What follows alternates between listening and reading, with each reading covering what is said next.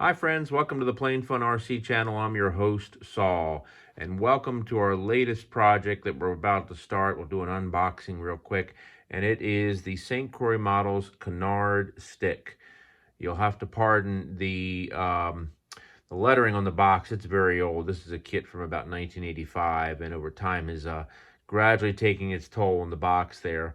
But we've got the box overall really is in good condition for the most part. We have our instruction manual here, and we also have our plans laid out. Let me crack open. I was looking at the instruction manual. Let me go right to a particular page, which I think you folks might find interesting.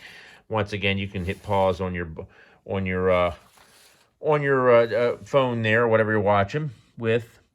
But this particular plane came after the Long Easy and after the Quickie that was designed and sold by St. Croix Models, as you can see here. And the history of it, of course, once again, is right back up there. But I thought it was a rather interesting kit. I know they had one other Canard stick that they had came out with years ago, which is very difficult to fly. This is a rare one, but I will tell you the plans for this are readily available on the internet. If you search for them, you can find them. It's not a difficult plane. For those that are experienced RC pilots, you've probably heard of some of the Ultra Sticks.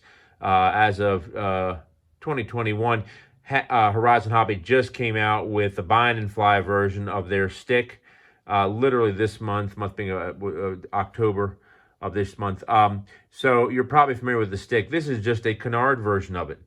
And we have our plans over here as well. Let me take you on over here. Right now we're looking at the plans for the fuselage. And you can see this part over in here. This is time taking its toll on plans. I recommend, folks, that when you have an older kit, head over to Staples, get a copy of the plans made when you have one of these older kits like that. Let me back off a little bit so you can see it for the most part. It's a very straightforward box-style construction, as you can see here by the formers here at the bottom, F1, F2, F3, and F4. Here's some more information on the actual kit here too as well, as you can see. And underneath this set, we have a copy of the wings. Now, what's interesting is they used printer paper for the fuselage portion, but they used a different kind of paper for the wings. So let me lift up this magnet here. And also the one down here. We'll let the fuselage roll itself up. And here's our wing half. As you can see there, one half of the wing. And then we have our fin as well, our pattern for cutting out the fins. Now, these fins are fixed. However, I have seen folks go ahead and put servos out on the wing and make it so that way the portion back in here of the fin is a working rudder. So it's just ailerons and elevator to fly it.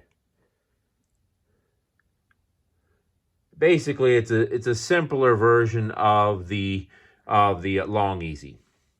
All right, folks, let's take a look inside the box and see what goodies we have here.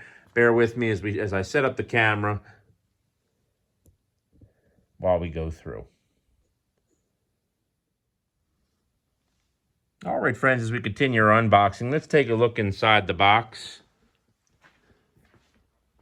And you can see right off the bat, the quality of the wood looks great, considering this is a very, very old kit, roughly about 36 years old. So far, the quality of the wood looks really good. We've got some paper here that's just protecting the actual wood itself. We'll set that aside over there. We also have our landing gear, which is here. And let's take a look at that after 36 years. I don't see any rust of any kind, which is real nice. So that's wonderful. That's always good to see. We'll set that over here in the box top. Once again, the quality looks great. Looks like we've got some loose hardware sitting in here, but that's expected. That's expected. Get rid of our packing paper there. And we've got some additional wood that's here as well as if we go a little further, we'd also see some of our die cut pieces as well down in here. We've got our nose gear, which is right here.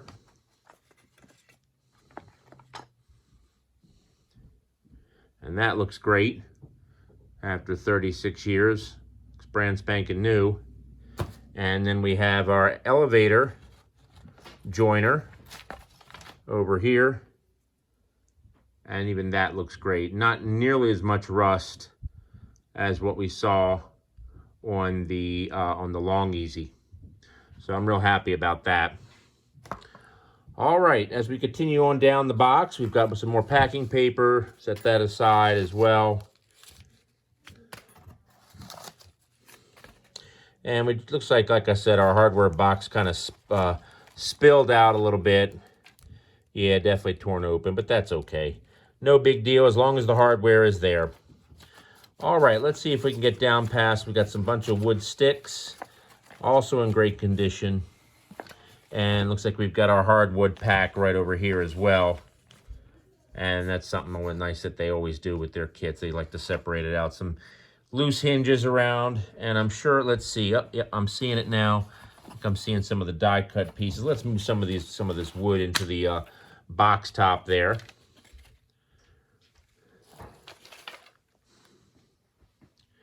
When you're building a kit, you are always going to have a ton of wood. Here we go. So we're getting some of our die cut pieces now that are here.